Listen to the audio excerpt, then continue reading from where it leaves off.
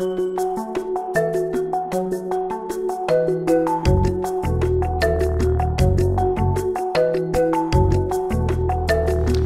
numéro 13 de la JLMB comprend deux parties. La première est consacrée au règlement collectif de dette.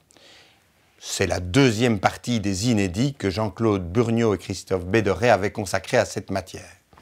Mais il y a en sus la publication d'un arrêt de la Cour de cassation du 8 février 2018 en matière d'application des causes de préférence en cas de jugement de révocation de la médiation de dette. Deuxième partie consacrée au droit de la sécurité sociale, avec d'abord un arrêt de la Cour de cassation du 23 novembre 2017 qui s'interroge sur la naissance du droit à l'aide sociale et qui consacre le fait que le droit à l'aide sociale naît dès qu'une personne se trouve dans une situation qui porte atteinte à son droit à la vie dans la dignité. Un deuxième arrêt de la Cour de cassation, dans une matière tout à fait différente, date du 11 décembre 2017. Il s'agit de poursuites pour non-paiement de cotisations sociales.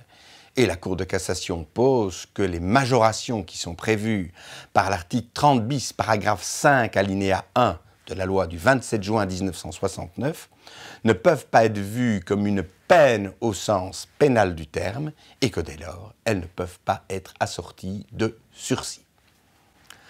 Un arrêt de la Cour du travail de Mons du 17 mai 2017 porte sur une hypothèse connue mais finalement faisant l'objet de peu d'applications.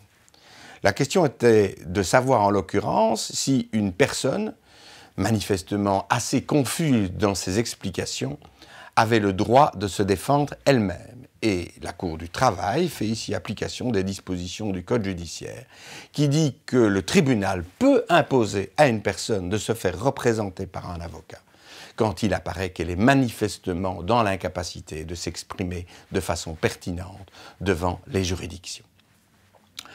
Nous relevons encore un arrêt de la Cour du travail de Liège du 21 novembre 2017 en matière d'assurance maladie invalidité et qui s'interroge sur la portée précise de l'article 17 de la Charte de l'assuré social. C'est un numéro qui a été préparé par Jean-Claude Burniaux.